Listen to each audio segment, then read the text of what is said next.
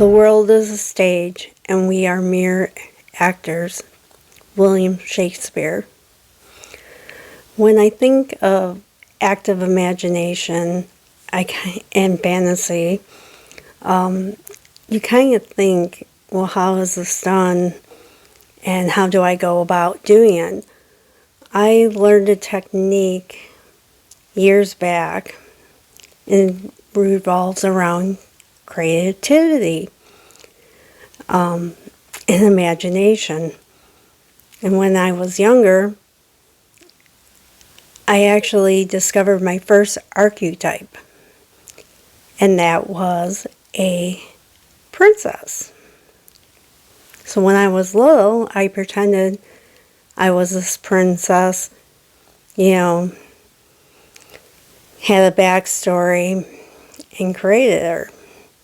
And you kind of do that, you're kind of using your imagination, and it's going to take some time, little steps at a time. Is actually a lot quicker than like forcing this on yourself. You can't just dig inside and say, hey, these are my archetypes and that's how it is. And according to Carl Jung, I have, a shadow, I have, a trickster, the wise old man, the mother. But those were actually Carl Jung's archetypes. And he even wrote in one of his books that you needed to find your own. But going back to the princess, which was my first one I discovered, there was many reasons why I like to call it princess. My favorite all-time musical is actually Camelot with Richard Harris. And I remember as a little girl, the first time I saw this on HBO, just instantly falling in love with the musical Camelot. And as I grew older, I read books on King Arthur and Camelot, watched many different movies with Camelot. My favorite movie dealing with Camelot is not actually the musical, but actually First Night. I think it's called First Night, with Sean Connery. But, I always wanted to be Guinevere. And, I did take voice lessons and stuff like that as I was growing older. And I think it was maybe 7th grade that I found out that Richard Harris was retiring from the musical Camelot, and I was a little upset, but I actually got to see the live performance of Camelot with Richard Harris, and it's one of my fondest memories of my childhood, going to see this play. But going on with characters, I've done the Renaissance Fair, and another one of my archetypes is my fairy, hence Renaissance Fairy. And again, it kind of deals with like the childhood fantasy, where I'm this being, and I have magic powers. When children see me at the Renaissance Fair or walking around, when my sister had a bookstore, I used to, do that, talk to kids. And I remember being at a festival And a little girl came up to me and said, "Oh, I love fairies." And of course, I get,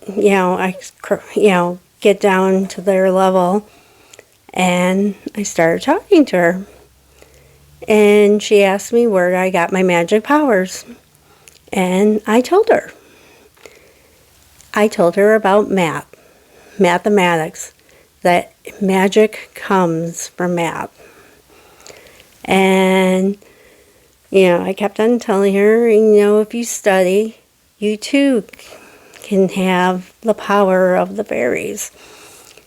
And the father, after I got up from where I stood or was squatting from, the dad came up to me and said, "Thank you.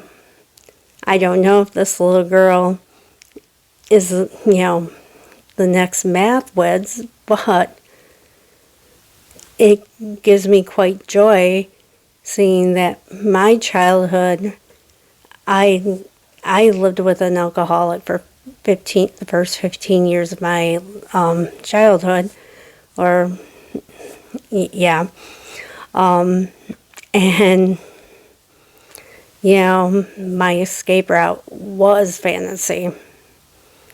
Again, like I said, I pretended I was a princess, or you get into, toys. One of my favorite toys were Star Wars action figures. I would rather play with those and hang out at a boy's house and playing with, Luke Skywalker, and just, that's what childhood is for. And as adults, we forget to play, to get involved, and, use our imagination. And it's not being childish, it's being childlike that we have to remember and say, "Oh, it's okay to chase that butterfly." But going on with the active imagination, as you're figuring out your characters, and you're not like forcing this, you're kind of like if writing a screenplay or a play itself, that you come up with a character, it's going to take a bit. You write out little things like, and it ends up sometimes you have a place where they live, what their moods are, and this is how they build characters for like action movies that seem very,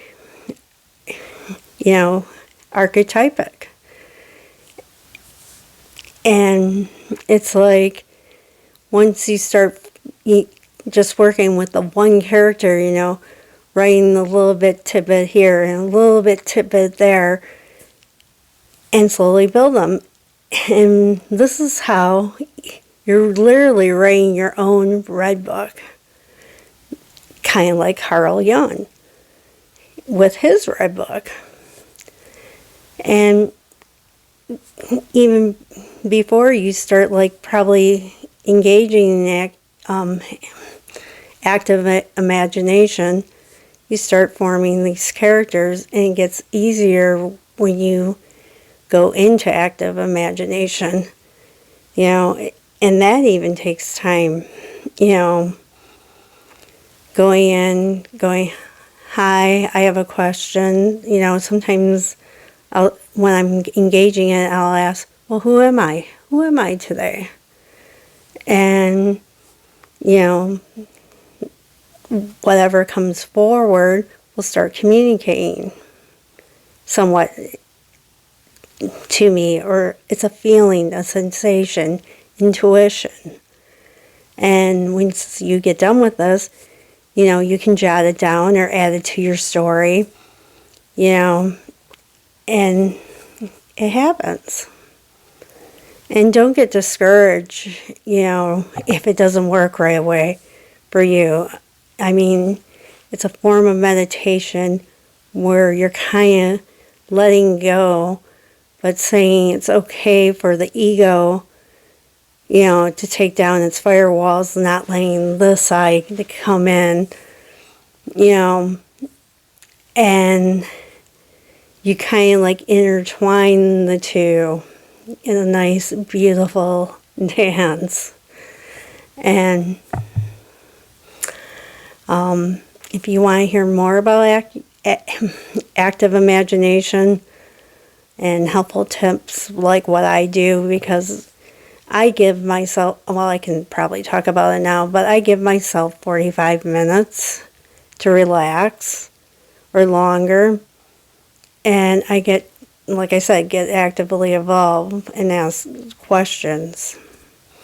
So I hope you enjoy this. Like and subscribe and stay curious.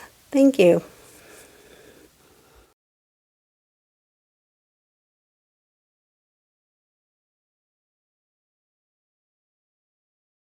I don't fit in anywhere or belong to anyone, but if I come across an outcast soul, an odd one such as myself, one covered in silken dreams, drenched in satin nightmares, a scar bearer,